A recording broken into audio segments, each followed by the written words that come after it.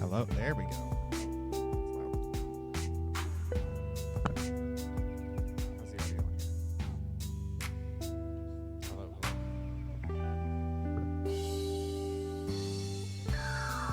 Very quiet. This is better now. The music is so loud.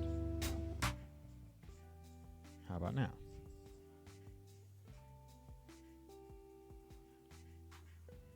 Yeah, that's much better. Okay. Okay. Well, that was fun. Everything was working fine when I tested it after I changed everything, and, you know.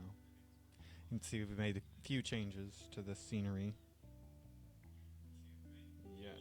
Let's see if the chat stuff's working. There it is. All right, cool beans. Okay. Oh, shoot. That's not what I meant to do. Okay. Turn this down. Oh, I could find... Okay. Well, that's gonna be... I shouldn't pay attention to that. Okay. Welcome to the stream. And thank you for joining us today. I'm Kevin, and I represent... Oh, I still haven't added that in there. Give me just 1 second. Behind the scenes, we're learning and growing.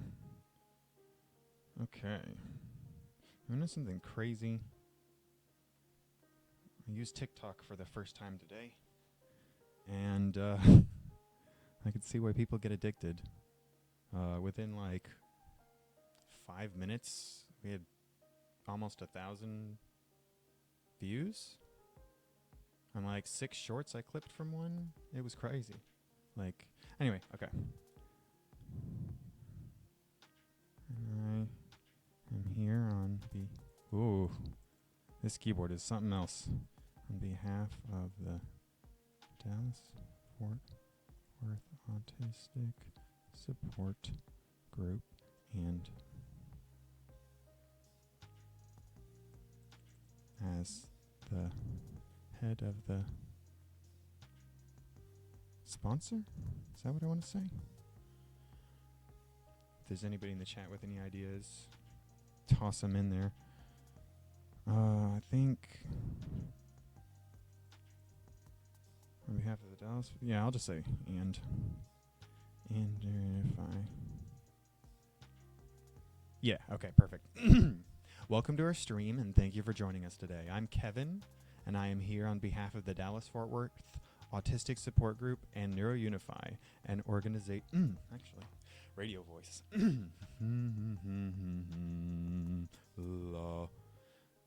And Neurounify, an organization steadfast in its commitment to the neurodiverse community. Today's stream is more than just a broadcast. It's an honest conversation about the urgent support we need to continue our mission. Neurounify.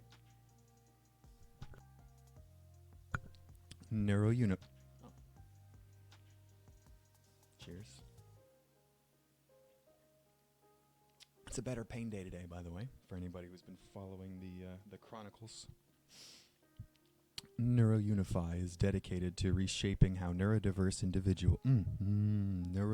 individuals engage with the world and the workforce. We believe in creating spaces where different abilities are not just accommodated, but celebrated for the value they bring. Our work, up until now, has laid the groundwork for a model of inclusivity and empowerment that we're eager to expand.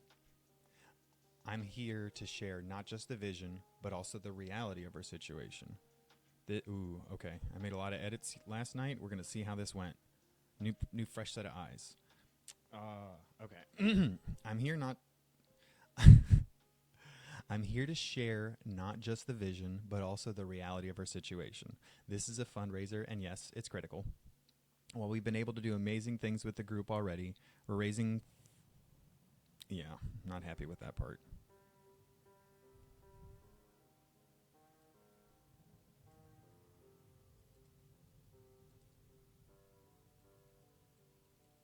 There we go. Perfect. Okay. While we've been able to do amazing things with the group already, we're raising funds because we're in a desperate financial situation. I spent too long resisting outside let me read this one more time before I say anything. I mean, that part's true. I didn't. My therapist and I had to argue. It was funny. It's like, it's not altruistic if I'm not doing it completely just for the sake of doing the good, black and white ethics. It's fun. Okay, let's see.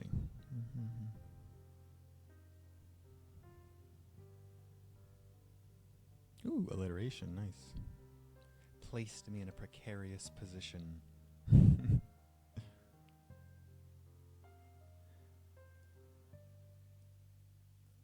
Screw it, we'll do it live. All right. This is a fundraiser, and yes, it's critical. While we've been able to do amazing things with the group already, we're raising funds because we're in a desperate financial situation. I spent too long resisting outside funding, and now my health and mental/financial well-being have placed me in a precarious position to where I can no longer be self-sustaining, much less sustain the group from a place of abundance. I aim to use this platform to share with you all the good that we've done so far. I aim to show you why helping to support us, and me personally, in this difficult time will pay direct dividends for hundreds, if not thousands, of struggling people right now in our own local community here in Dallas-Fort Worth who are being actively helped every day. Rarefied air. Who are actively being helped every day in these safe spaces. A space we've been able to hold for autistic people to express their struggles around supportive and understanding people in a world desperate to misunderstand us. If, with your help, we are able to reach that level of sustainability, our next goal will be to standardize our group model, use it to reach out across Texas, and unite with others for a louder voice and advocacy. We want to ensure that when decisions are made about neurodiversity, they're made with our participation. Oh, dyslexia. Not just about us. And I'm not saying that as like a throw-in. I actually have dyslexia, just to be clear. I try not to be cavalier with things like that. Haha, I'm so ADHD right now. Kind of stuff is very demeaning for a lot of people. Or, demeaning too, but invalidating. No. Mute.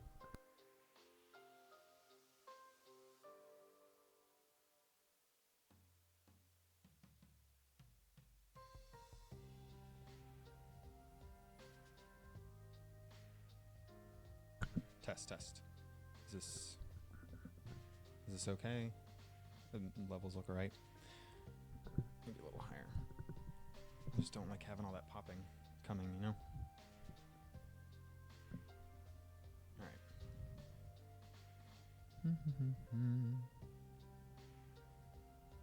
Let's just start here. If, with your help, we are able to reach that level of sustainability, our next goal is will be to standardize our group model, use it to reach out across Texas and unite with others for a louder voice and advocacy. We want to ensure that when decisions are made about neurodiversity, they're made with our participation, not just about us, but with us leading the dialogue. I come to you as someone who has faced significant challenges from personal safety to health and housing. I've lived the reality of overcoming adversity time and time again, and now I'm channeling that resilience into NeuroUnify. Your support today is not just for me, it's for the countless others who look to us for hope and guidance. We're transparent about our needs because we trust in the generosity and understanding of our community. Every dollar you donate is a step towards a future where neurodiversity is not just a concept, but a living, thriving aspect of society. So, let's get into the heart of our discussion today, knowing that each of us plays a part in this story of change. Let's talk about where we are, where we're going, and how your support can help us get there. Thank you for being here. Your presence is a powerful reminder of the strength we have together. Now, let's dive in. Okay, so there has been some work behind the scenes to get a newer version of the schedule going. I don't think I've officially had a chance to review it yet, so we're going to be able to go ahead and do that together. Unless anybody wants to jump in, I know we want to do mostly Q&A, mostly direct engagement, so if anybody... That's my chat message, yeah. So if anybody is watching or has anything that they want to say, want to ask, want to bring up, please feel free. We're always hoping to make this space a place where people can gain insight, gain knowledge, gain information, or, at the very least, validation. So, let's see. We've got schedule. Refined. Okay. Action to take next. Let's see. So, I think currently okay, this is so very loud on my end, the music still. I need to fix that for myself. And then this water cup is fighting. Oh, there's already cat hair in my friggin' coffee. Love it. Wonderful. Let's see. How's this? Is that all right? Oh, right, we can't even guess by the levels. How does it actually sound?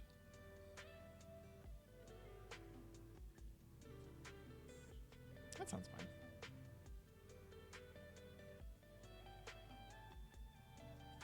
Yeah. Okay. So, I just need to pay... Oh, right, I was going to try a lavalier mic. I forgot about that until just now, though. One of the little clip-on ones. I made one, I wired one together myself, or not wired one together myself, what's the word I'm looking for?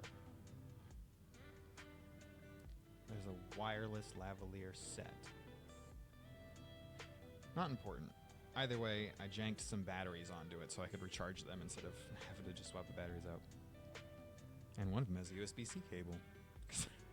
I just stole the guts out of an old vape pen thing and same voltage. Anyway, okay. So, it looks like the goal is going to be specific topics, how we're helping address the issue, as well as doing Q&A. Then we're going to try to do a moment for self-care and mindfulness, do an intermissio. I'm not sure that's what that word means. Intermission. That is the word I'm sure I wanted to use.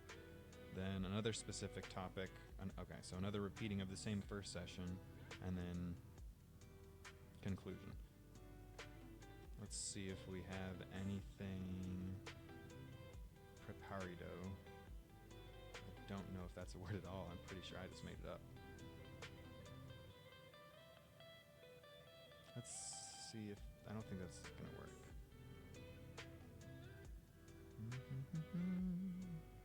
Yeah, I'm not seeing anything in there.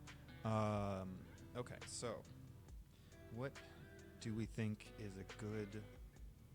Oh, there was something that had come up yesterday that was really... I think I need to put a sock on this so we don't do all the P-plosive sounds. Actually, why don't we start off with a... I'm going to do a breathing per se, but a grounding exercise. What's a good one? Take the opportunity to teach. I love alliteration. Let me think.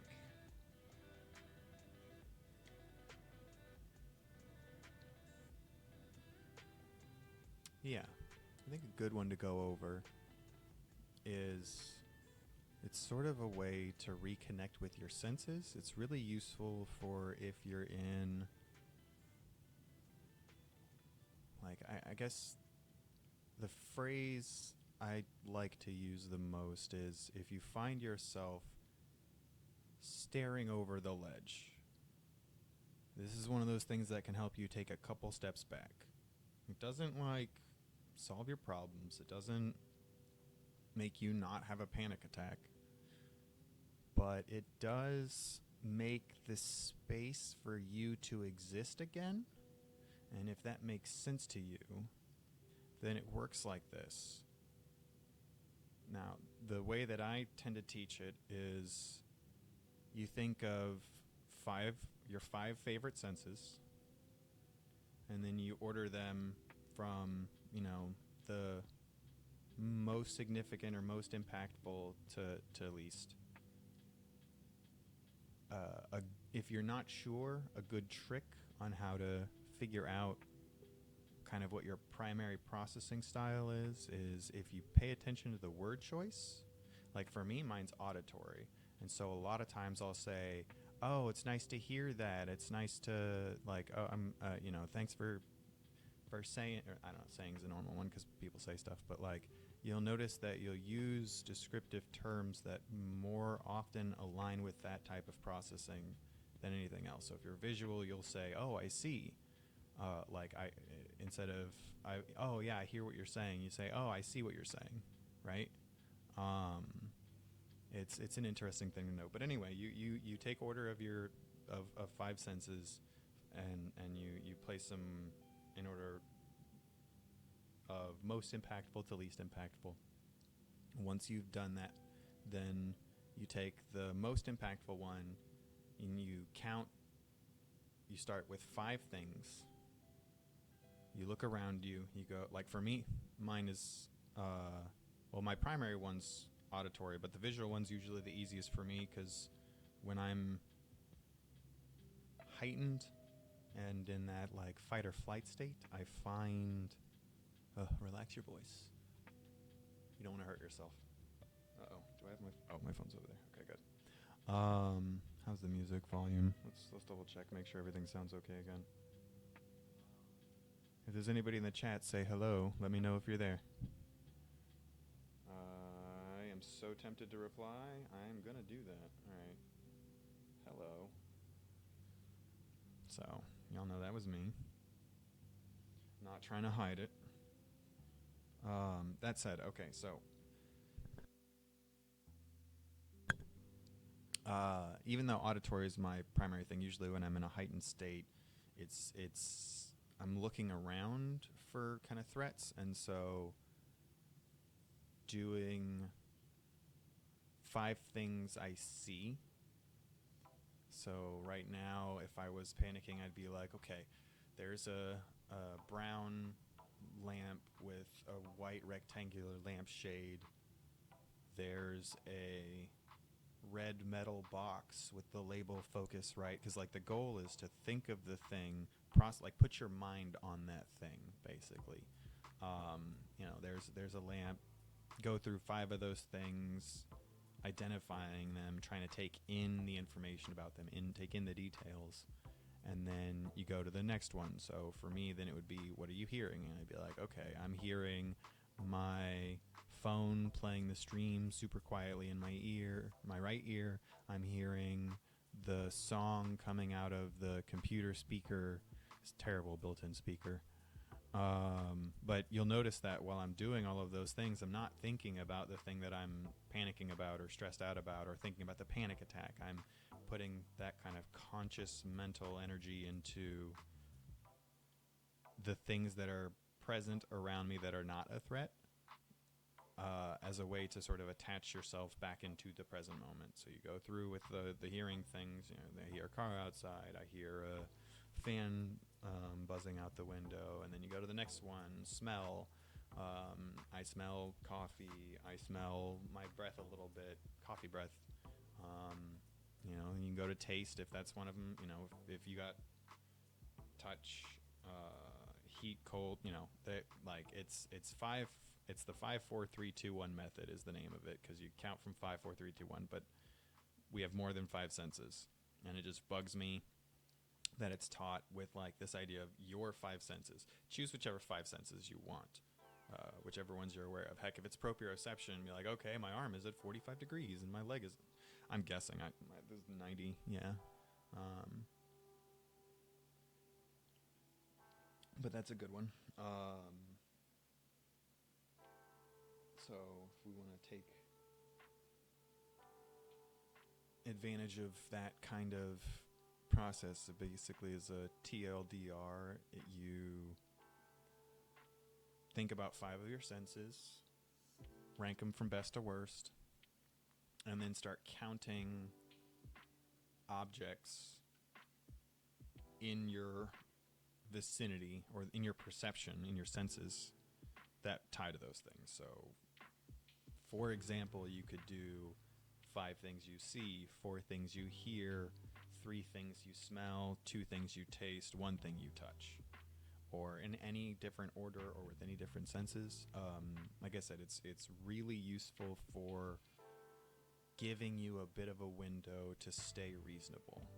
Because I think one of the key things that I teach the most with the group, and one of the reasons, like last time or one of the other times I was talking about how important it is to know where your comfort zone is, where your limit is, and where your breaking point, like comfort, discomfort, limit, breaking point, and how a lot of times, you know, people who think that their breaking point is the same thing as their limit will often find themselves getting in a lot of trouble, because they like, well, I can push my limit. It's like, that's not what you're like. Yeah, but it's usually by the time, like the crux of it is you just don't want to get past your breaking point, because then you lose executive function completely, and then that's where, you know, the self-violence and breaking things, or I don't like the term tantrum. You know, it becomes difficult to separate your emotions from your actions at that point, and that's something that is best avoided as an adult. It can cause significant harm to a relationship, right? I think I may have found the cat hair that fell in my drink. Delicious. I'm not eating it. I'm thinking about how many people who might be very literal who are listening to this like me, which is why it's my first thought to be like, oh, gross, don't eat it. Although, I mean, to be fair, I did go to drink the coffee. So once again, this is a charity live stream where our goal here is to try to create a space for people to come in, ask questions, get help, get feedback, you know, deal with mental health issues. You know, we're still figuring out how to title it to make sure people know that's what the goal is. But it is something that I think is something that is definitely needed. I know I've been blessed a few times to run across some really cool people on Twitch, honestly, who helped get me through some really, really difficult times. Where is that drawing? One of them, I've talked about it a couple times. There's a group called Heart Support, and there was like an artist there who drew a picture of Link from Legend of Zelda for me, and it was like the bravest thing to do is, or the most heroic thing to do is to be yourself or something, because like there's some gender queerness, I guess, or queerness is about as close as we think we can get at the moment.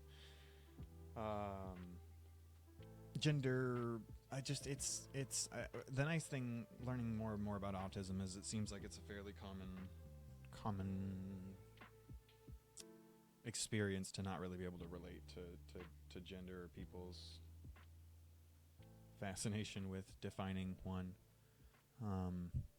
Anyway, losing the thread. Let's see what's going on. Okay, looks like somebody's gonna. Anywho, so there's the grounding thing. Did I finish talking about that? See, I use this tool called Teams for a lot of work discussions, and it has a transcript, and that stuff is handy when you have executive dysfunction. One of the key things that you learn as you get older is executive dysfunction is a disability for a reason.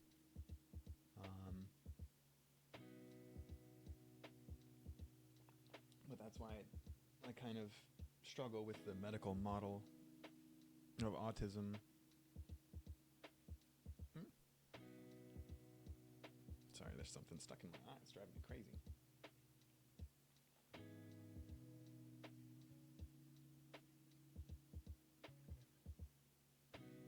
Okay, sorry about that. Okay, so I think I did finish the grounding thing. You do the 5, 4, 3, 2, 1, count your senses. It's a way to get you sort of attached to the world around you. So then I guess we have a few... Oh wait, I had thought of something earlier. I'm going to focus on... Did I already get all those things done? Yeah, I got all those done. I wish I had the thing that I had from the other day, but I lost it. Okay, so let's see. Welcome to the day. See, the cool thing is, like, you can already see little by little. Oh, I see a hello. Oh, hey. Looks like we have somebody who's joined us. Welcome. What do you think of the new digs? Woke up at 4 a.m. and couldn't get back to sleep and was like, well, let's be productive.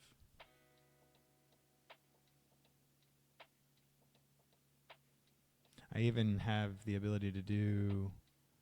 Hang on a second. Whoops. That was too fast. Oh, that's right. That's the wrong button. Check this out. Pew. Yep. Pew. Yep. Oops. Shouldn't have done that right in there. But yeah, I was able to get the Big Daddy version of OBS set up. And then I also learned, apparently you have to request 24 hours. Oh my goodness, that makes sense, kind of. At least for security reasons. You don't want to accidentally stream something just because of a butt dial. Anyway, YouTube requires you to register 24 hours in advance of being able to live stream to it.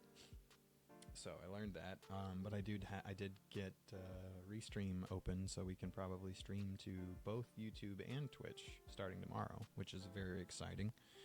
For those of you who are looking to do anything like this, Restream.io is the website. It's a tool that lets you broadcast to multiple different things at the same time. Just be careful if you're trying to do Twitch streaming and you want to be a partner. I think you're not allowed to multi-stream. I think they require you to be exclusive. So just do keep that in mind. Like, that's not our goal here. We're not trying to get that Twitch money. We're trying to get direct donations for for the support group that we run, or if you want to consider it for the personal crisis I'm in, where my health and housing are both under quite a level of jeopardy. That is a good thing. Okay, well, we've had a small technical mishap. Give me just a moment. I need to... Oh, no, we don't have the BRB thing put in. That's not good. Give me a second to set that up. I just spilled my coffee all over me. That sounded suggestive. That is not how it was supposed to come out. Oh, it's soaking into my leg. I hate this so much. Is it this one? Is it this one? It's this one. Thank goodness. Okay. Transition.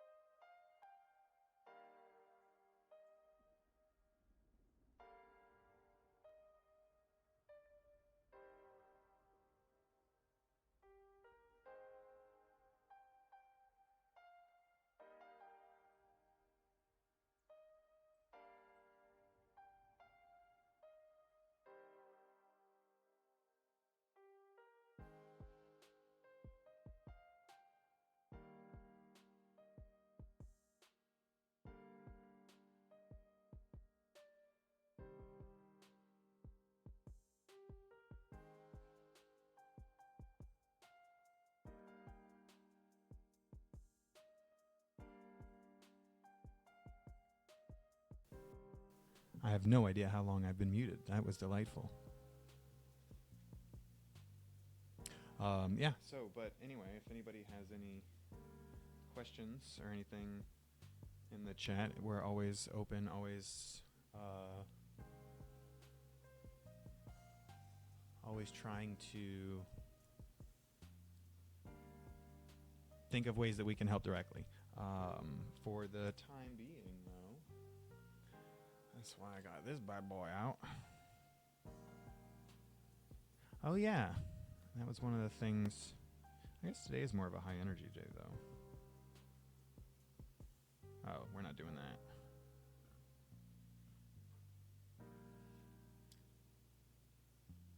Essentially restates the stream title. Okay.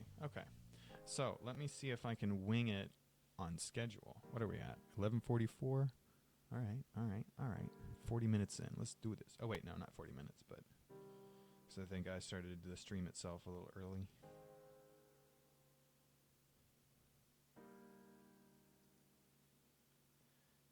Texas is so weird. Middle of December and it's still in the 60s. Okay. So, specific topic. Detailing of an issue. Let's think of an issue that is important to the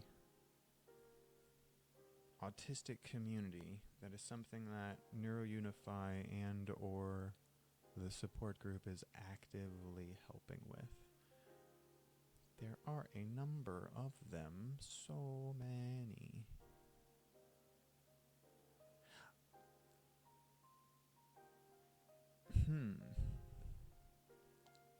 I mean, one of the big ones is there's a series of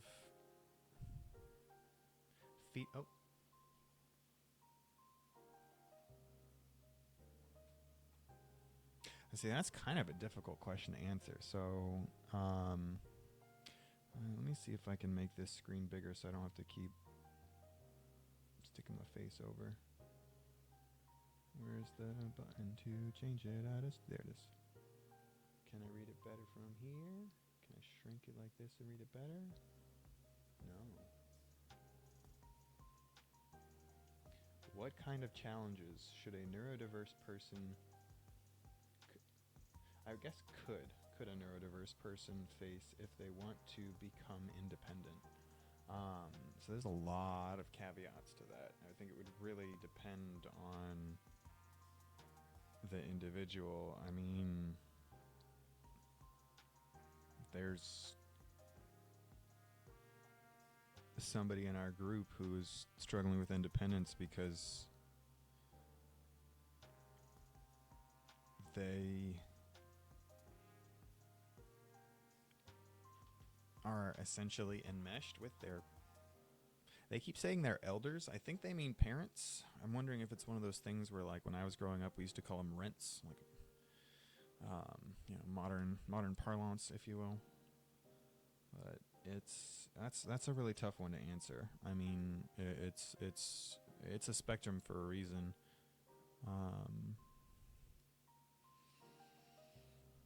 I mean, I guess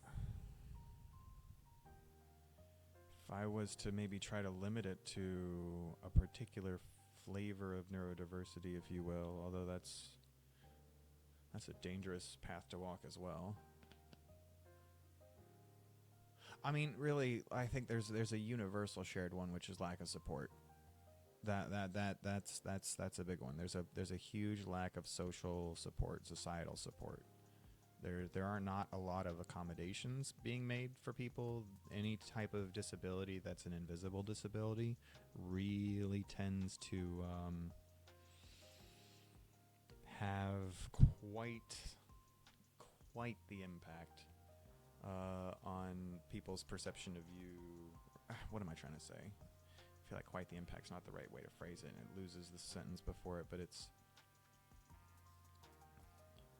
people tend not to be willing to give you slack if they can't visually see something wrong with you. And when you're neurodivergent, it's not that necessarily something's wrong with you, but something's definitely different, and it's in your head. You can't see it on your face. Sometimes they can see it by the way you use your face, but my goodness, I need to figure out what... Something's getting in my eye, sorry. Independence and lack of societal support.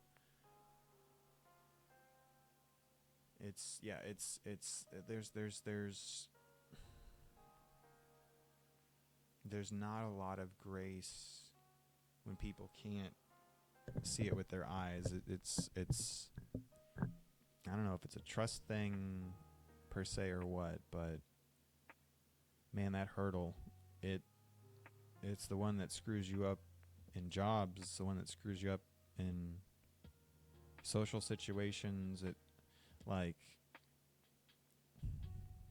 When you're in a world where you need help with something and all the advice you're going to be able to find is written for a neurotypical person, and it just doesn't work the same for you,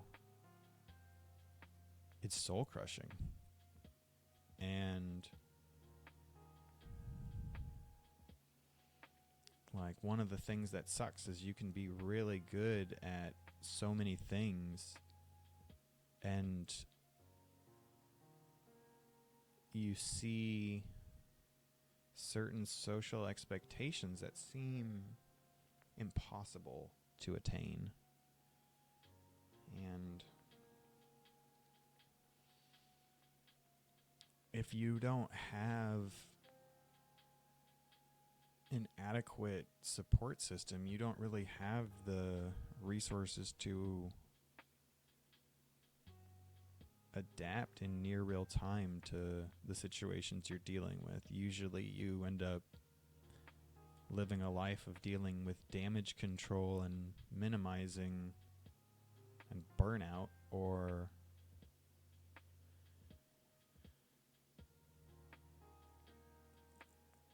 sorry man, when I start thinking about trauma stuff, I dissociate. I mean, that's what apparently a lot of autistic people do. It's been really scary to learn how many people, at least, the sample size I have of our group, it's large enough for it to be considered a scientific study, but it's anecdotal for sure. Like, I haven't. Anyway, it's difficult to get back on track when you think about something. Oh yeah, social support, right? So if you have a weird first date with somebody and you don't have somebody you can call and ask about what happened with that person who might be able to give you some clear feedback, you get some crap like, oh, maybe you just weren't yourself enough, or maybe it's just not a good fit, and blah, blah. It's like, it's not helpful, that's not useful, that's not practical, right? Like, we recognize that there's an expected social script, and most of us try desperately to play the role, but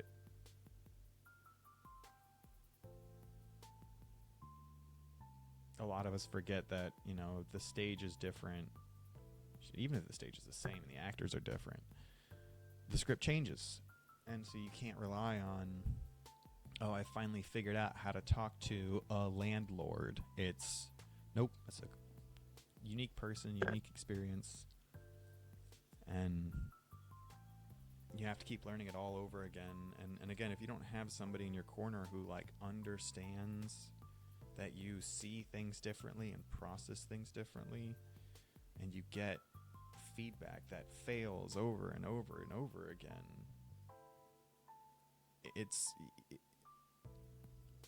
it's impossible to feel like you can succeed in that kind of situation sometimes.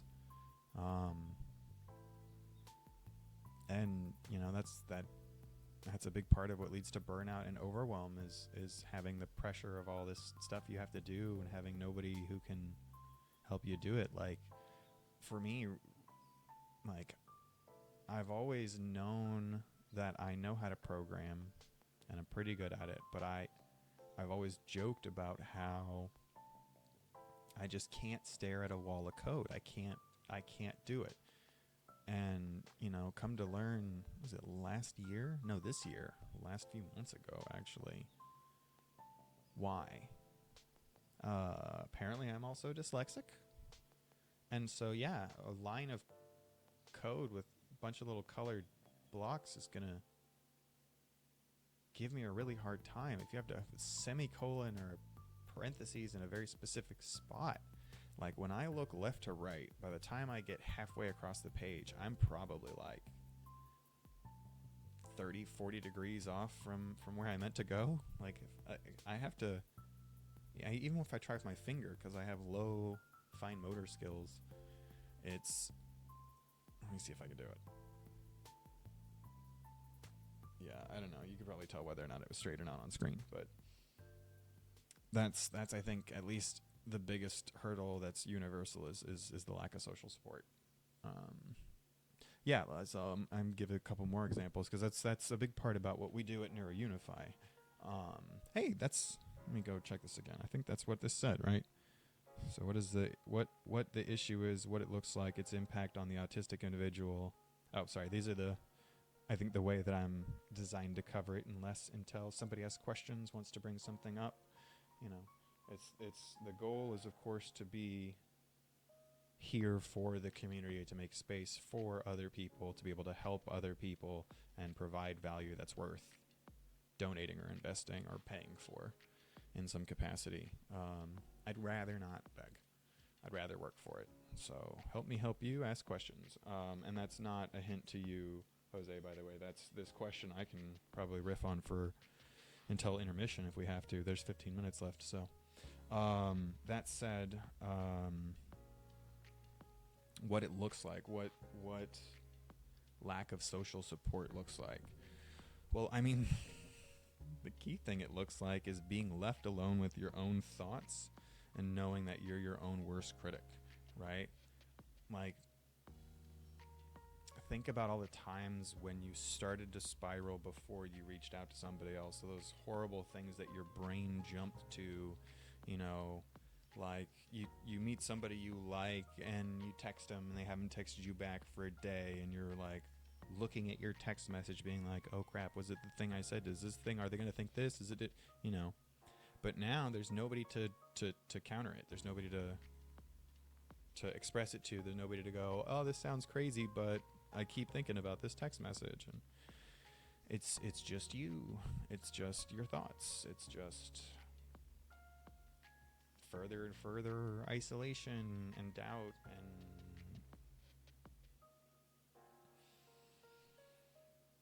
you go to dark places. That's what that looks like. It's a life without social support makes you think that you're the problem and that you deserve to be punished, and that's why you're alone. Like, either that or the world is out to get you. Everybody hates you. You don't, maybe you don't know why, maybe you do. The sheetrock in this room has sagged so much. The nail is not holding it. The nail is bending. Sorry. If it falls, there's nobody in here but me, and it should be. Oh, shit. It would block the door, though. Could I Hulk smash through the wall? Probably. I've done crazy. Ooh, I'd have to know where this stud is, though. Oh, my God. I have made that mistake before. Try to punch a hole in a wall when you're angry. Forget that studs exist. Oh, my goodness. If anybody's ever done that, sound off in the chat. Jesus. Or comments. My goodness. Okay. But, yeah, so lack of social support. What does it look like? The issue, I think we've kind of discussed a good bit. What it looks like is self-judgment, self-doubt. I mean, people need people. That's something that took me a long time to admit, and so I can definitely understand if there's people who disagree. But I think the concept of like being touch-starved and stuff like that has become more and more real as time goes on. The living situation, there's a distracting bug. Sorry, speaking of touch starved, it's one of the things, one of my stems is pressing into my bones or my tendons or something to get some kind of feedback. Like, I'm like, oh, okay, there's one bone and there's the other bone, and I'll just kind of squeeze in it and roll it around a little bit and be like, I can feel where the bone is, or roll a tendon across it, or like go in the middle and try to not hit bone and be like, ew, look at the goo, there's nothing in here, it's just strings. Right? Yeah, but if anybody's joining us new, feel free to sound off in the chat. This is a charity live stream. We're here to try to make space for people, and currently we are talking about what a lack of social support looks like for neurodiverse people. Well, that's one of the things that the Dallas-Fort Worth Autistic Support Group has done that I'm the most proud of, is it's created a social space. Like, we made a Discord, it's almost 200 something people in there. It might be more, it might be less, numbers times change, but you know, I've seen people become offline friends.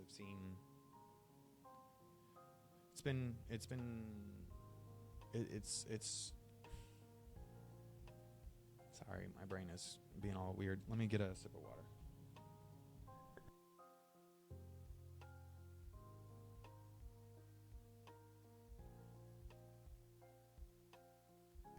Okie dokie. Yeah, so the lack of social support, but this lack of social support is really what I hear a lot of people saying when they come join the group. Oh, that's what I was trying to say a long time ago. Now it's gone again. Brains are fun. Where's the dang user manual? Lack of social support. What does it look like? Right, yeah. People said they've searched a lot, and we're like the only group. The only other group out there, I think, was like an Asperger's group, and I don't think anybody likes that term, because it's not a good term, and pretty sure the guy's a Nazi. I don't remember super fluidly at the moment, so I don't want to say it for sure, but I know there was definitely a lot to. There's a lot of overlap between the two. They definitely know each other. Anywho, so like a lot of people talk about how there's just not a lot of spaces out there where you can find support for this, and so it looks a little bit like quiet desperation, kind of, in some cases, right? And so the next subject is its impact on the autistic individual. And we've touched on a little bit of that, right? But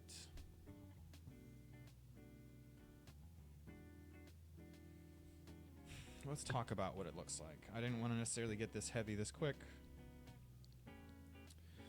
but the stats are real and they freaking suck. That mouse works on that computer, not on this one. I am a smart boy. So, here we go. Let's go look it up. What do we want to do the first one? Employment statistics, because that's another thing too, right? Like, my career was only able to go as far as it did because of the people watching my back who were like, oh, I know about autism. I see what's going on. Let me explain what's happening so that he can not make these mistakes again. And so I can explain to them, the people that I accidentally offended or made look bad and didn't realize, damage control, right? So I guess it'd have to be 2022 autism unemployment statistics, because it's 2023 now. Disability employment statistics, autism, 2017, no. Autistic unemployment paradox. Sorry, that was a weird sound.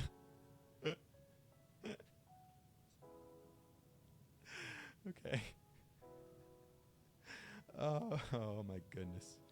So, I don't know if this is relevant to just Oklahoma, but it's pretty close to the stats that I've seen in the past. So, August 21st. Well, let's go to the actual page. Don't. I was looking at just the little Google thumbnail thingy. That's not trustworthy. Oh, it was a Bing thumbnail. Even better. But it's from the Autism Foundation of Oklahoma. autismfoundationok.org. Let me put that in the Chizat. Autism Foundation. Well, wait. Do I want to? I might not want to shout these guys out. Give me a second.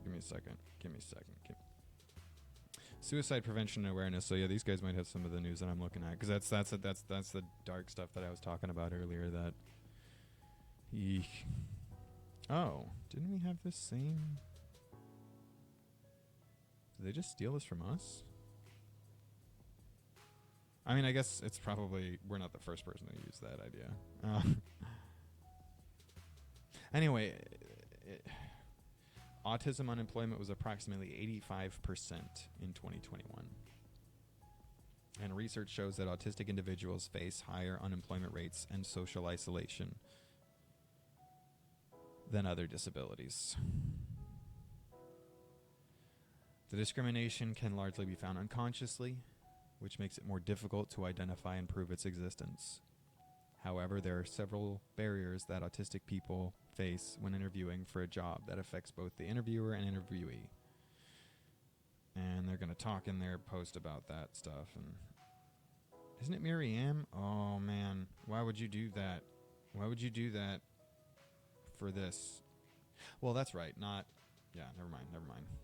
Oof, a little bit of ableism in my brain. Not even ableism, just like high functioning, low functioning kind of thinking. The MERRIUM instead of MERRIAM when they did Merriam-Webster in the sub thing, but not everybody's got my flavor, right? And plus, you don't have to be autistic to talk about autistic people. It helps. But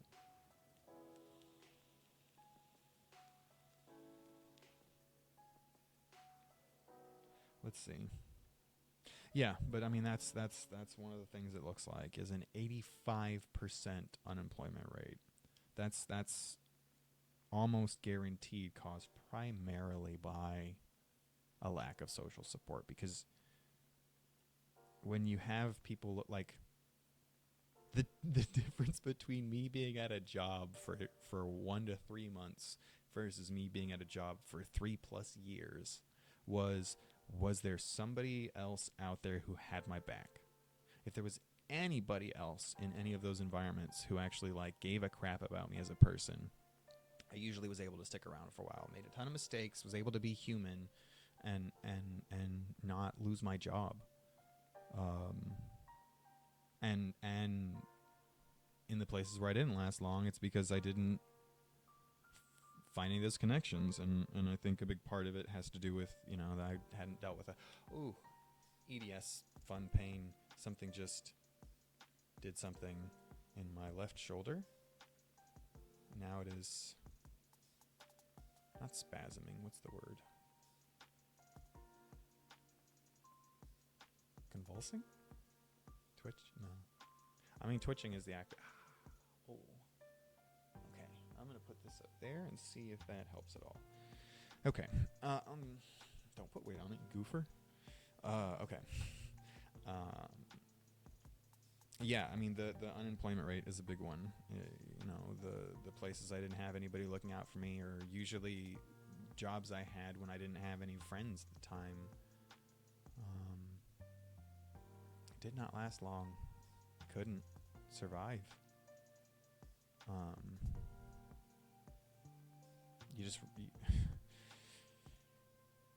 People need people. Most people need people. Hermits are a thing,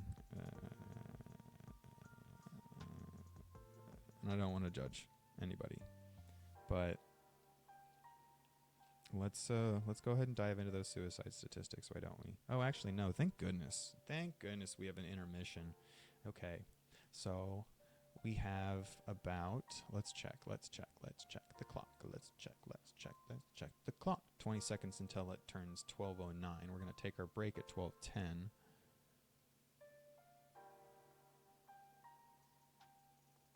I'm going to add in some text real quick.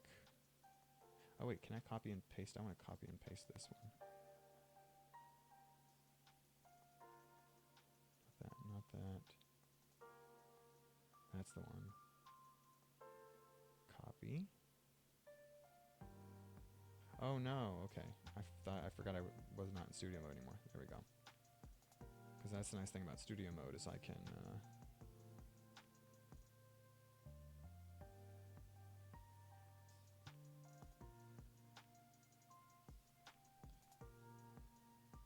intermission.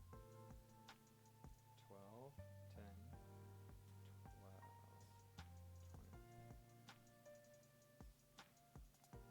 20. Boop. And then stick this mirror. Perfect. Okay.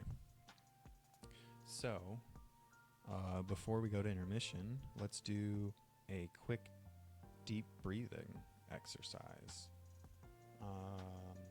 Once again, we're going to go with the 6, 7, 8 because talking about suicide can get your, or unaliving. Sorry, I forgot. That's, I guess, the word we're all using now.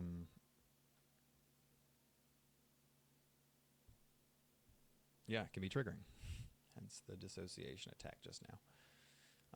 But it's important to talk about. It's important to validate, and especially because, oh my goodness, the number of autistic people who've been locked up against their will because they said the word suicide to the wrong frickin' person.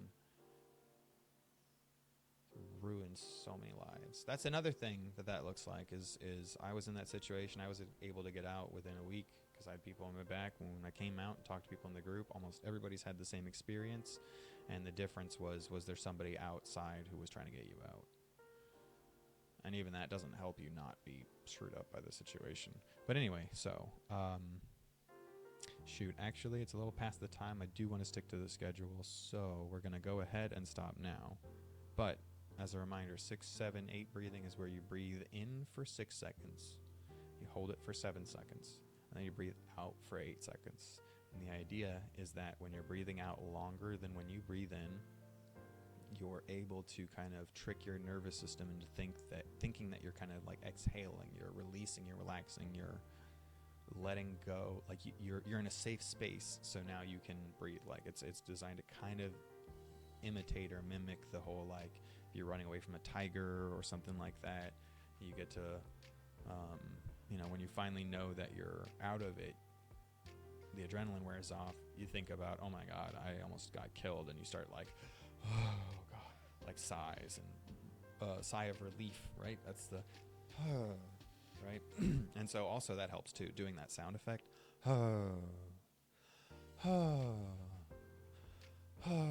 like just letting your vocal area relax, letting everything just kind of fall, and just like will send, it sounds, when I say vibrations, I mean you'll feel it in your body, like literally the reverberations of the vocal folds in your chest resonating, like a physical thing, not a metaphysical or spiritual thing. Kind of help send those signals too. So if you remember that 6, 7, 8 breathing, 6 seconds in, hold it for 7 seconds, 8 seconds out. It's good for your body, good for your immune system. So we'll be back shortly.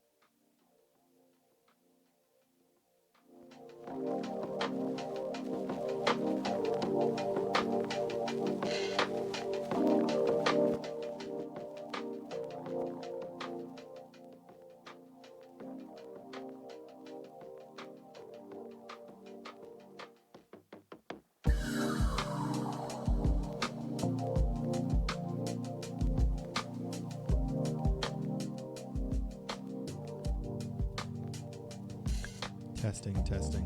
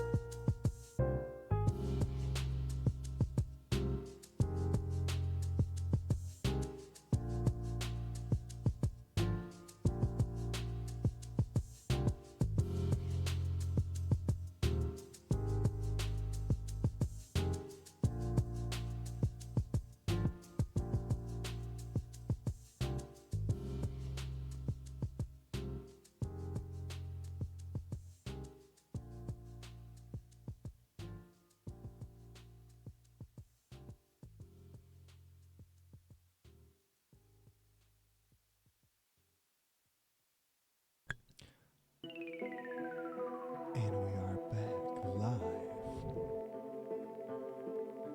I was trying to think of a radio name, but I blanked. Anyway, give me a second. Pew. We're back. So, we were discussing... Oh, wait. Let's go to the schedule.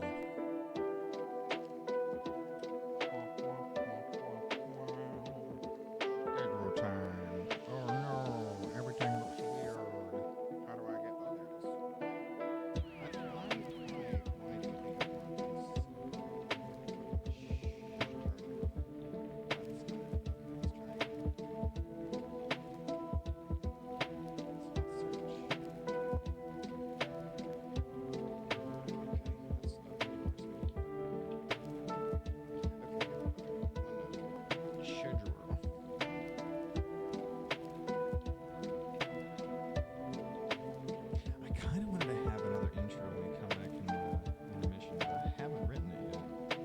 So I'm just going to say welcome back to the stream. We'll be here for a little under an hour. It's 12:22. That's a fun time. A lot of twos in it. That candle is... Let me see if I can show.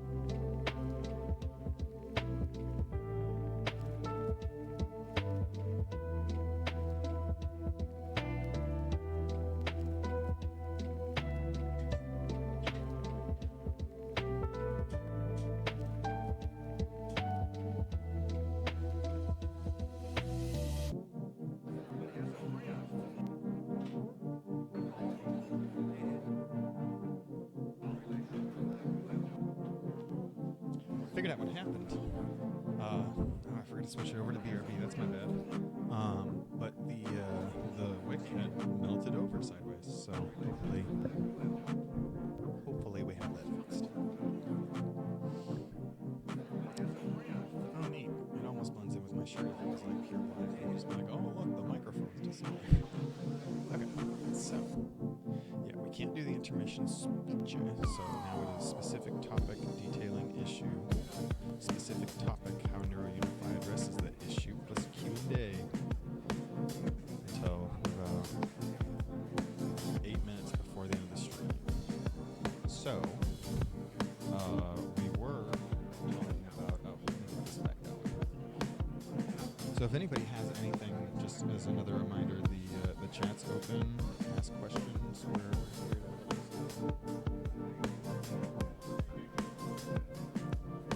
has any questions, anything they want to know, this is an open forum, open Q&A. The goal is to be here for you. So,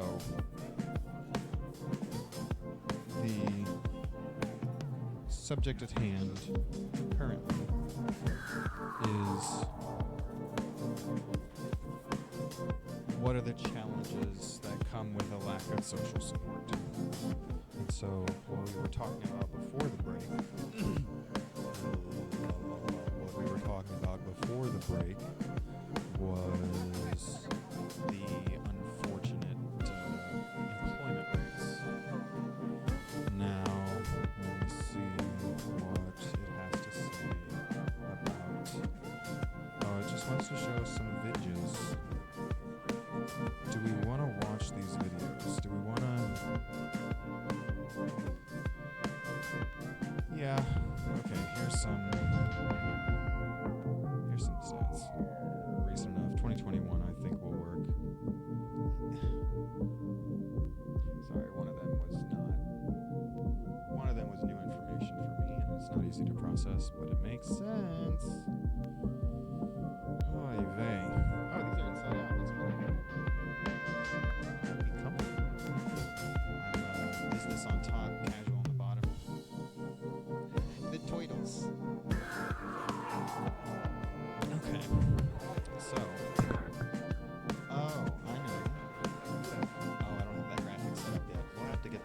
next time. It's really hard not to get my voice tight to stay relaxed. Otherwise, I'm going to injure myself, and it's going to be harder to do this for 2 hours every day. Okay, so, oh no, I've forgotten again. But it's still early. Let me see how the mix sounds now. Hello, hello. I don't know why you say goodbye when I say hello. Hello, hello. Okay. So, yeah, I guess I might as well go ahead and put this in chat at this point. The website is Autism Foundation. .org. Now, will my chat bot let me... Yeah, I mean, it's on screen. That's what matters. So...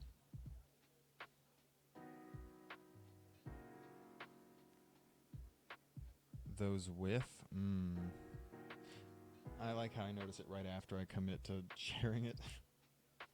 Anyway, it's at least it's information. They're trying to help us not unalive. So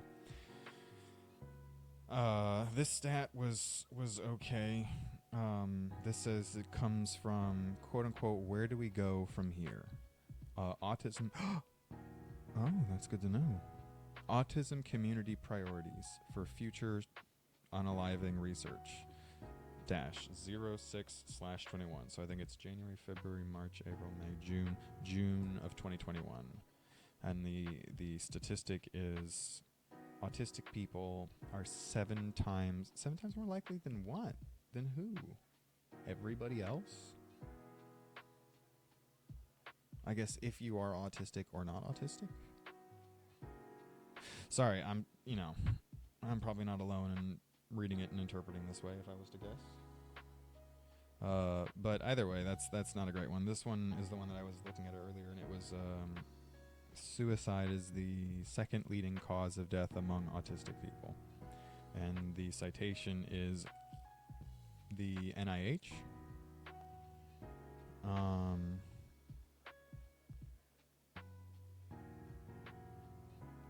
What is... Okay. Oh, twice exceptional. I've heard that. I don't know how I feel about it still, though.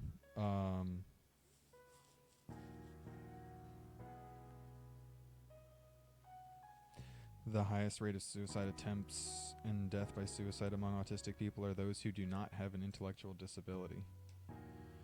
Okay. That's what this group is there helping with. Okay, I think that candle is a high risk. I'm gonna have to give me a second.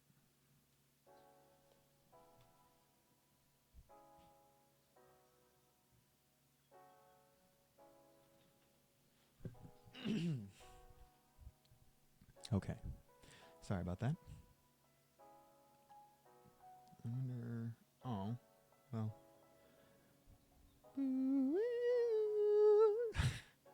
It's magic. Okay, so yeah, I mean, shoot. The first time I tried, I was 8. I didn't know how big of a deal that was until I learned a lot of stuff much later in my adulthood. But apparently, that's 8-year-old's pretty young for that kind of thing, and so it's I figure why not mention it, and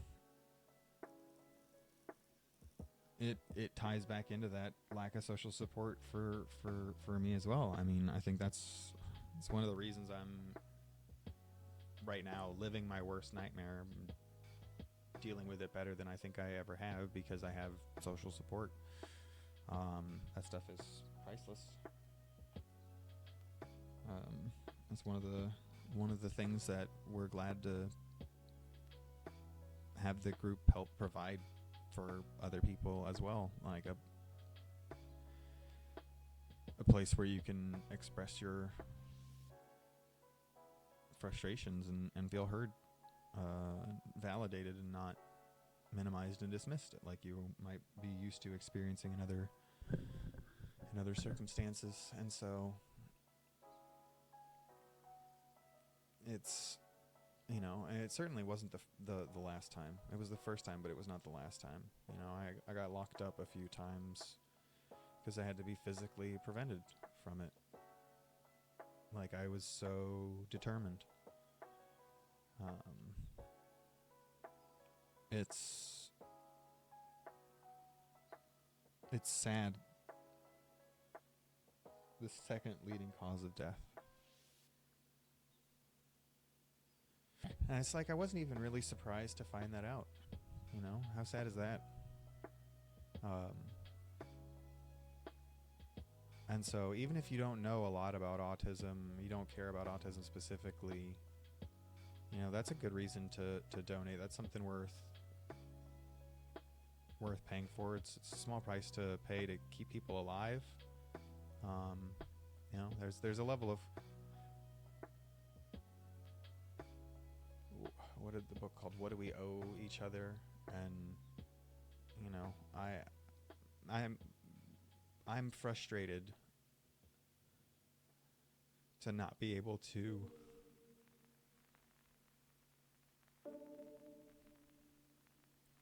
provide for others in the way that I'm used to. But without social support, I would just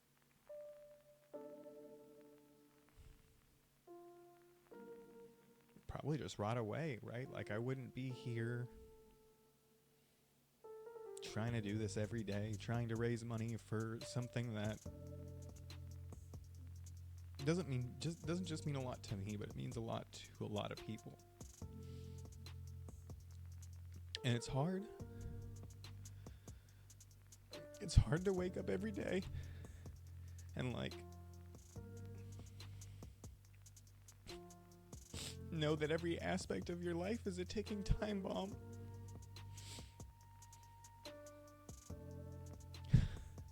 I just realized yesterday, I think it's been about 3 years since my last colonoscopy. And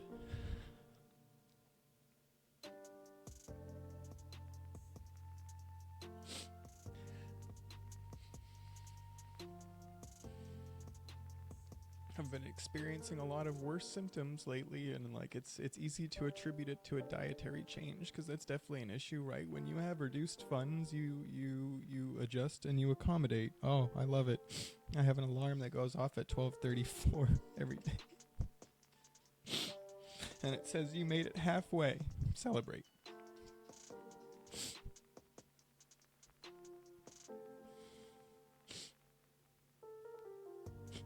I guess that is one way to think about it, is, realizing the sense of urgency behind it's a big deal.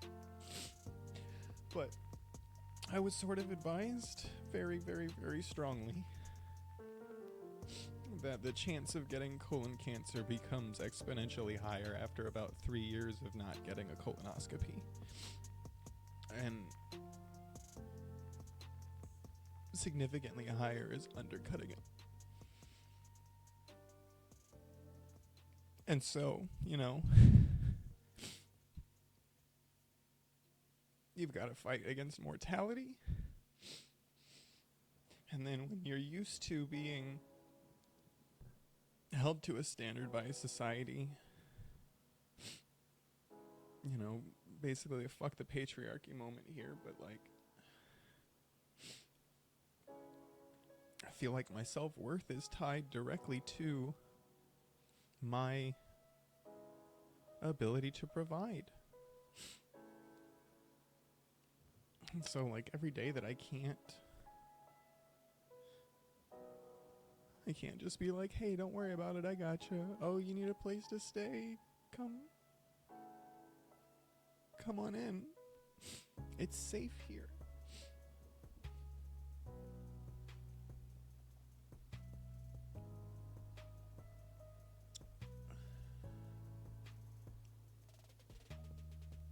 I don't think I can work anymore. not the same way that like I need to be able to do to afford to be able to live by myself. Because I've had to learn what my limits are to be able to not want to always kill myself. Like how to have a decent amount of self-respect to just like allow myself to exist and try to not be miserable all the time just to make other people slightly more comfortable. But like there's almost no accommodations in like any job that you can get without some kind of degree or certification, which costs money, and none of the companies that I've really worked with lately have any kind of paid training, and you're just expected to do it yourself. And like, what if you don't have resources? Like what do you do? You know, you do what you can, I guess.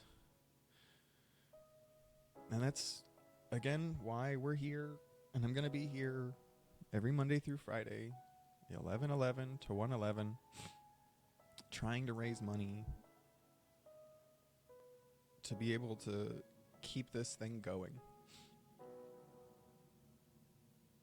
Because it shouldn't be this hard, and when it is, you shouldn't have to be alone.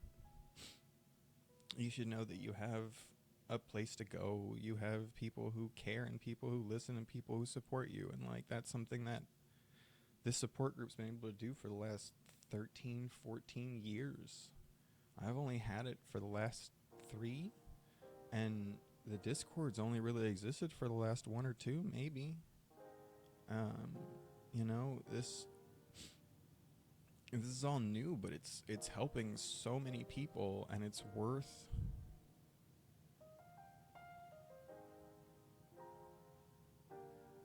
fighting for, it's worth donating to, it's worth helping out, it's worth volunteering,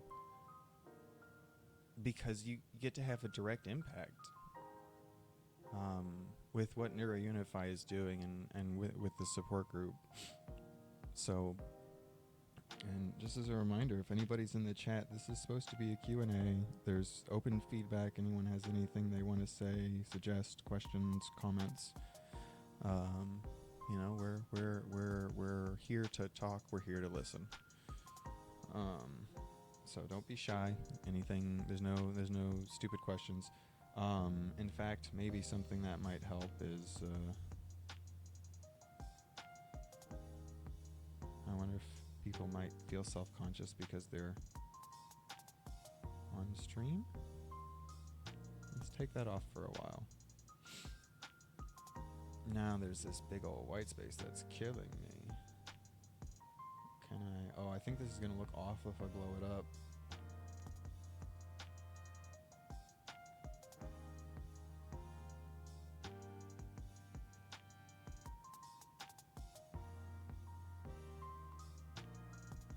It'll do. Okay. Maybe that'll help people feel a little bit more comfortable. But anyway, so yeah, social support or lack of social support means somebody's in a situation like I'm in, they just off themselves. Stats are there.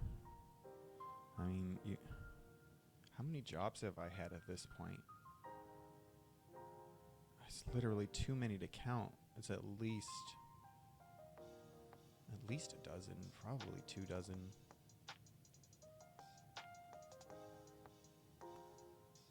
And like this, the most annoying part is like when you have low-paying jobs or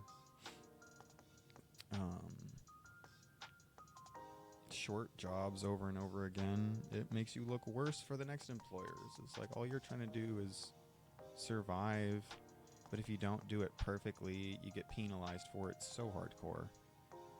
And having social support means that there's people out there who could be like, oh yeah, this is the thing, that's, like somebody who understands why you're fumbling and how to help you. Like that stuff is super important.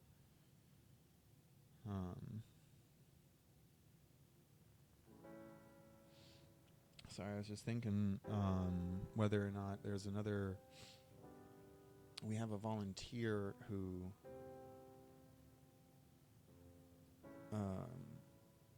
was offering to try to participate in the streams and keep the chat going.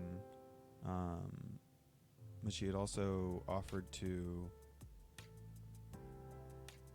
do some of the research so that we'd have prepared content, and it seems like that wasn't fully. What is this? Another. Yeah. Your past due payment is still unresolved. Wells Fargo, insufficient funds notice.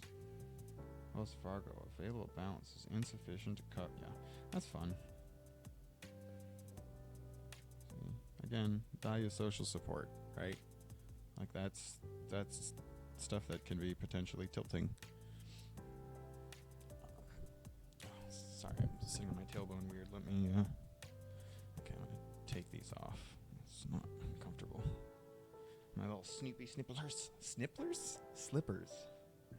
Slimplers. But anyway, okay, that is not, I think, oh, it looks like a little face. That's hilarious. The Neurounify logo, if you look at the, but I'm thinking, I wonder if it might look a little better if it's there. No, it doesn't.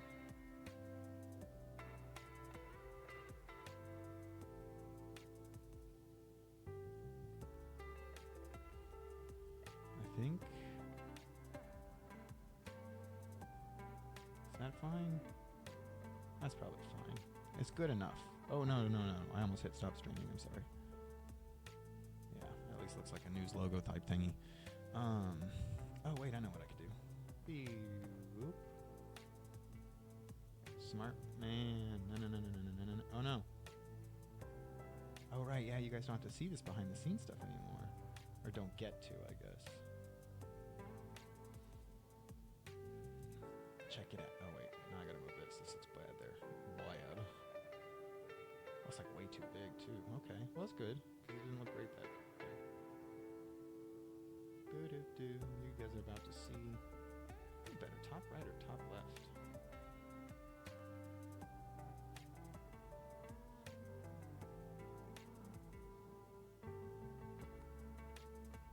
Let me make sure this still is active chat. I might be missing something. Top right or top left? Boop, boop. No, I mean, that seems like it's working. Okay. Transition.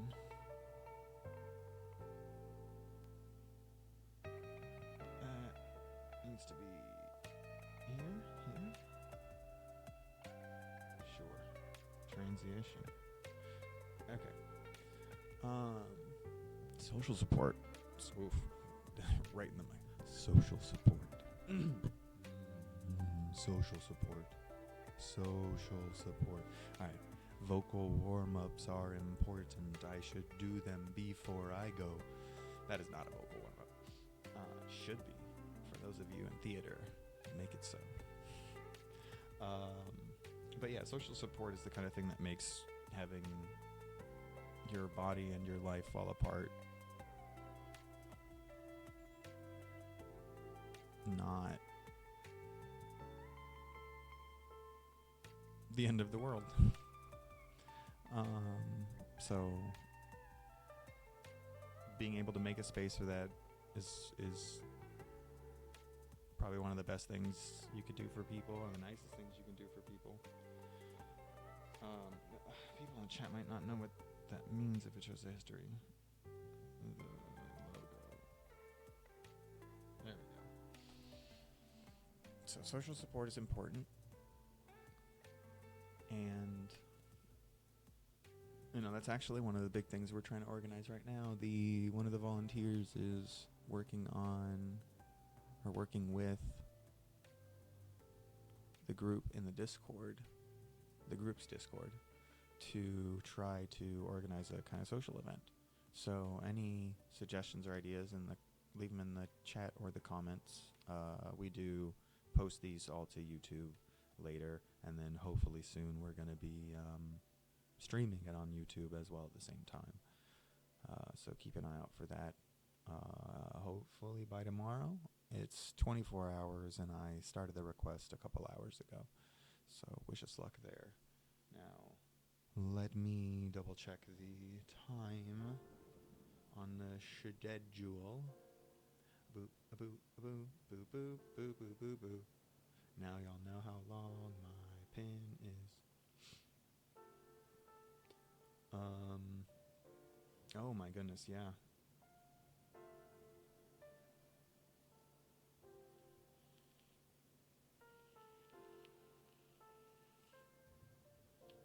About 1 in 10 autistic individuals who also have ADHD have attempted suicide. Site, Spark for Autism. Autistics with Autistics with higher IQ scores are at higher risk of suicidal thoughts. Source, medicine.uiowa.edu. That's not a good citation, y'all. Yeah, that's gonna be useless. That's not on their homepage. I guarantee you that's not just on their homepage. Oh, whoa, what did I just do? I broke it. It's dead now. Oh, there we go. Okay. I fixed it. I'm the best. Autistic Jeez Louise. Okay. Autistic children with an IQ of 120 or higher are 6 times more likely to have thoughts of suicide. The citation they have is medicine.uiowa.edu.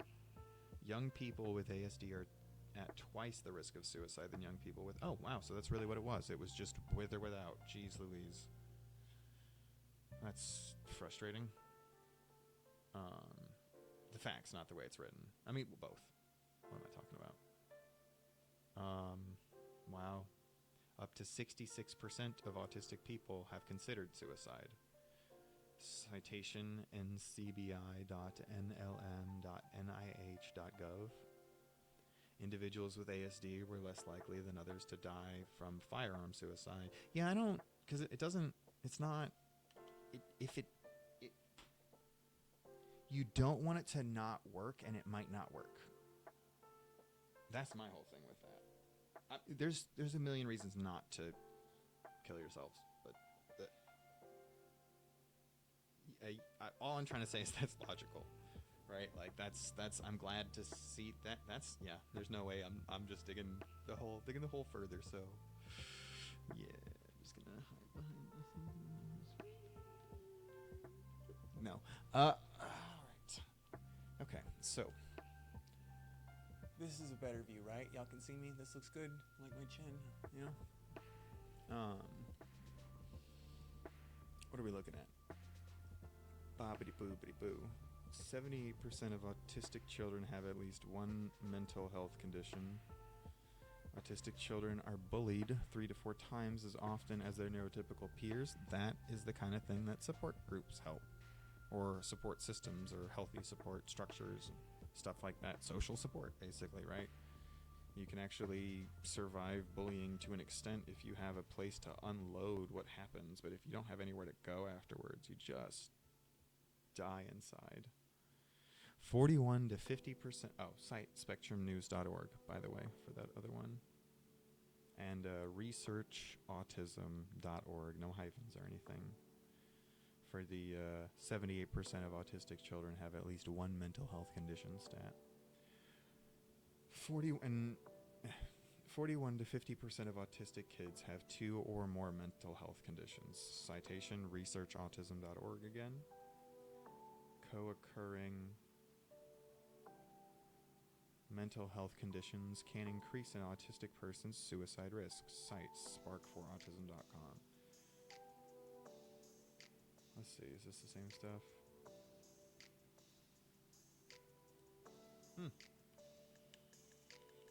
Yeah, so camouflaging and masking is one of the ways that a lack of social support can present itself, particularly those with, Autistic people often try to camouflage their autism. finding ways to mask their symptoms to fit in with others. Camouflaging is mentally burdensome and is linked to higher rates of mental illness and suicide. Autistic burnout. No, it's another thing it looks like. Autistic burn. I need to sing song that part. Autistic burnout is a syndrome that results from chronic life stress and a mismatch of expectations and abilities without adequate support. Bingity bang bongo right there in the text, buddy. It is characterized by pervasive, long-term, parentheses, typically 3+ months, y'all. 3+ months. Let me see if there's anything in the chat. If anybody relates to that. Let me hear you say nothing, 'cause I'm burnt out and I don't want to type. Hey. So, yeah, typically 3 months exhaustion, loss of function, and reduced tolerance to stimulus. Jesus fucking Christ. I mean, I can't deny it, but it's just funny for them to put it this way. It literally just says being female. Autistic females are more than 3 times more likely to attempt suicide than their neurotypical peers. See, but that's where I'm curious, because it says overall autistic people are 7 times more likely to die from suicide than their autistic peers, which means that's like, doesn't it mean like if autistic females are 3 times more likely, but the overall average is 7 times more likely?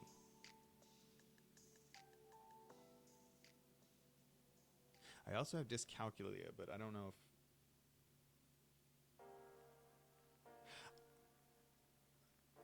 I mean, either way, being anything is makes it more likely, I guess. I don't know what I'm saying anymore. It says being female, autistic females are more than 3 times more likely to attempt suicide than their neurotypical peers. Adverse life events, or ACEs also too, probably adverse childhood events. Navigating life as an autistic person is often challenging, and autistic people are at greater risk of being bullied, experiencing financial problems, being socially excluded, and facing workplace and relationship problems, any of which may be at the root of suicidality. Yeah, navigating life as an autistic person is often challenging enough on its own. Imagine how hard it is when you don't have support. Like, that's like and so if you try to be independent, you don't support, you can end up in some really scary situations with some really scary people who do scary things and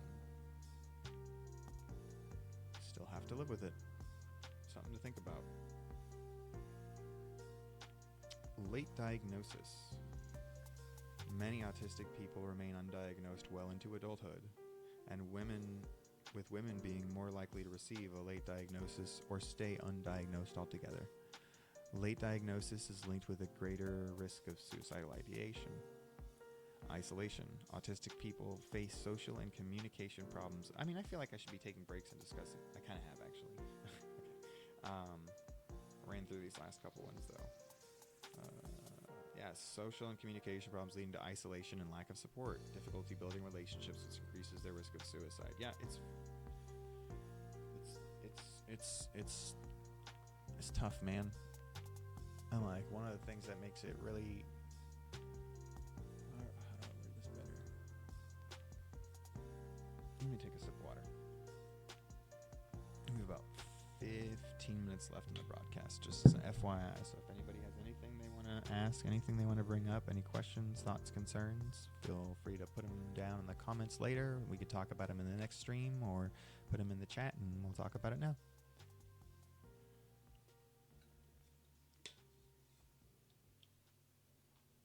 Or if anyone's popping in, just say hi, keep me company, let me know.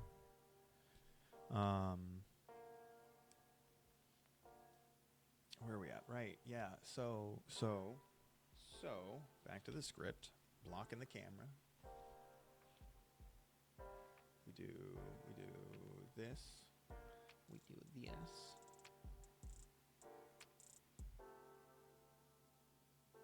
impact on the employer. I mean, we kind of touched that. Is this the same thing?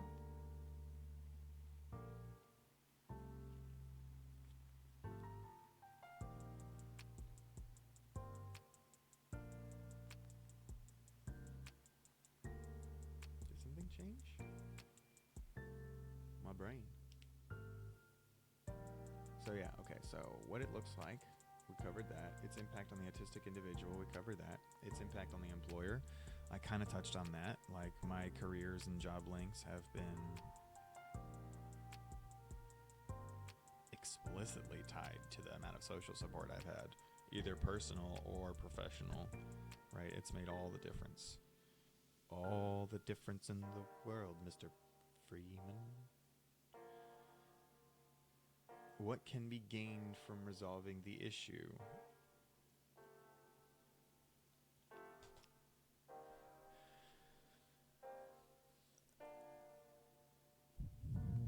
We like seeing people thrive, not just survive. That's what we've gained from everything we've done from the support group, is there's a lot of people who've been able to get through some really tough situations and feel differently about themselves because of being able to be in the group, and that's really cool. I don't think the microphone picks up the car background noise, but I just look like a floating head right now. That's hilarious. Okay, focusing.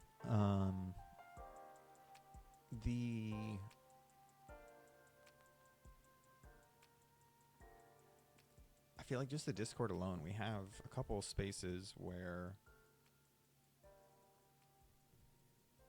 we learned the hard way. We want to keep some of the more trigger warning, sensitive stuff into a separate space, because conversations can go all sorts of places, and some people are more comfortable than others discussing certain things. So we have certain safe spaces in there, and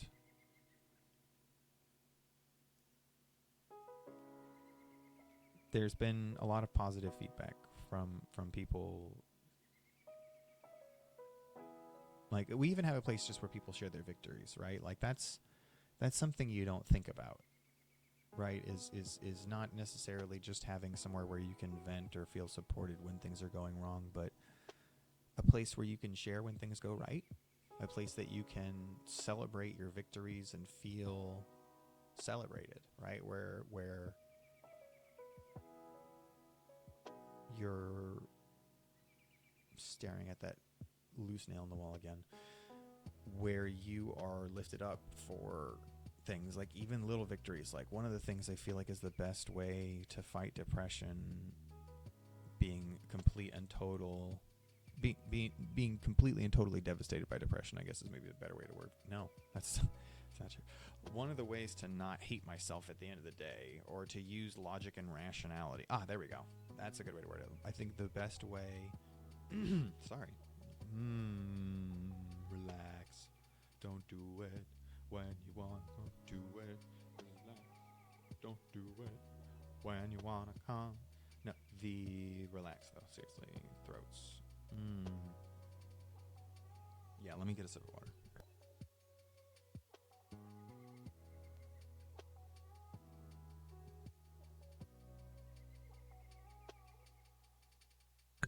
Okay. So, sharing victories, something a lot of people don't think about, but it is super important to be able to, like, just share your life with people. I know a lot of people get the impression that, like, that's the only place you can have that kind of intimacy is in with a significant other, and I think that's and I think that's something that we want to kind of fight against, is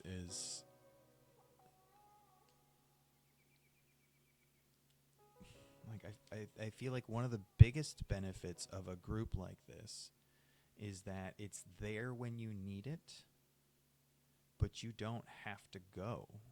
Like, it's as though you have a friend group that doesn't care how long you need a break from them for. Like, if somebody shows up once every 6 months or once every 2 years, it's all well and good. The group's still going. Nobody's like, where have you been? You know, where, blah, blah, blah. Why didn't you text or call anybody? Where else? Blah, blah. It's like, hey, you look familiar. Yeah. Okay. Back to talking, right? Like, it's something. I feel like, especially, I mean, speaking from my own experience as an autistic person, like, the need to withdraw socially, I found from my therapist. What's fixed?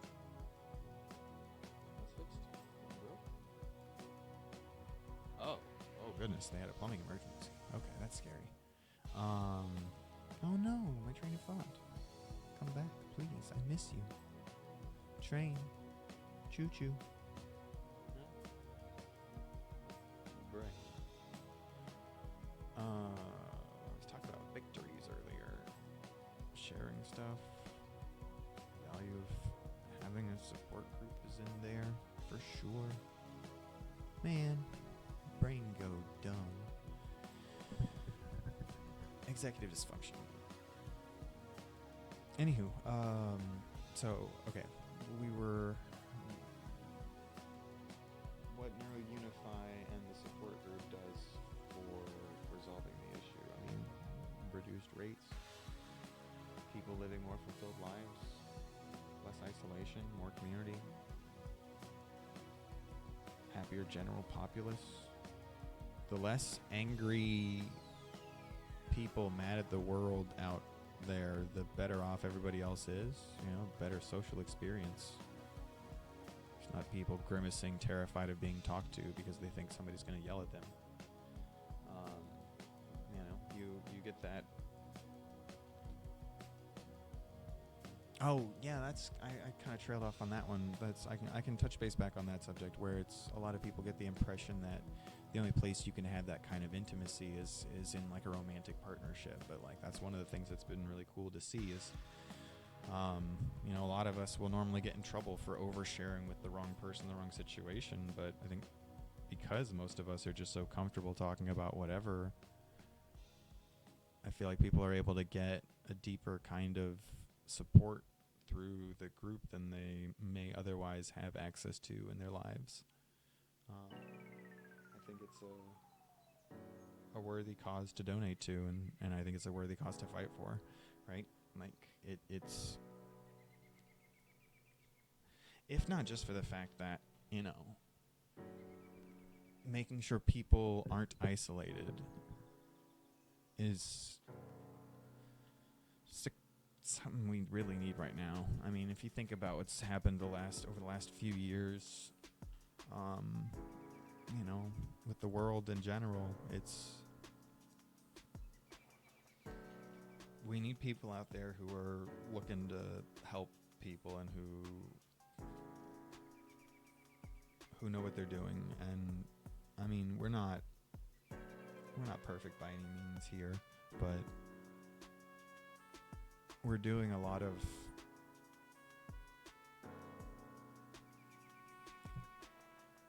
the right things for a lot of people out there.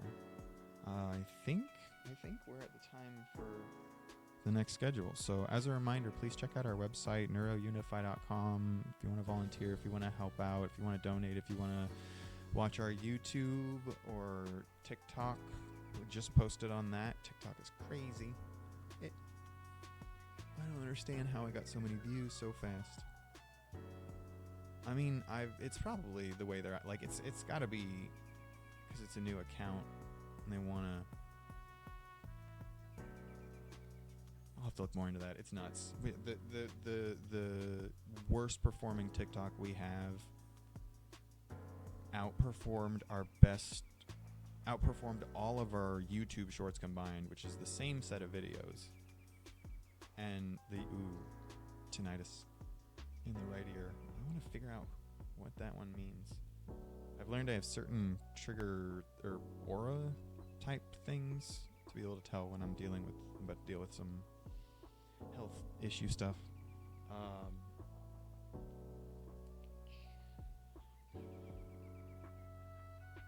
And either way, we're trying to get back to the schedule. So we are at the end of our Q&A session.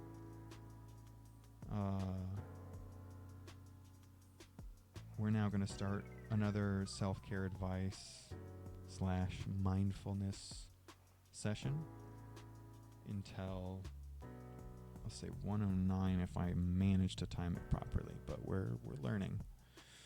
So let me see if somebody in the chat has noticed we have more followers. There's a couple. It's self-care advice and mindfulness.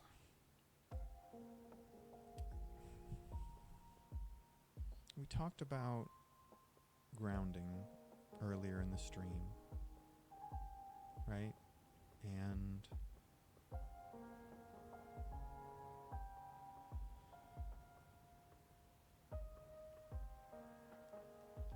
I think it's important to know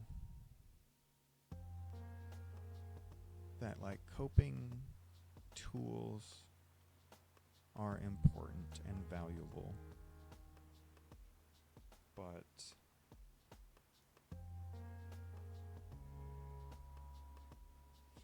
try to pay attention to when you use them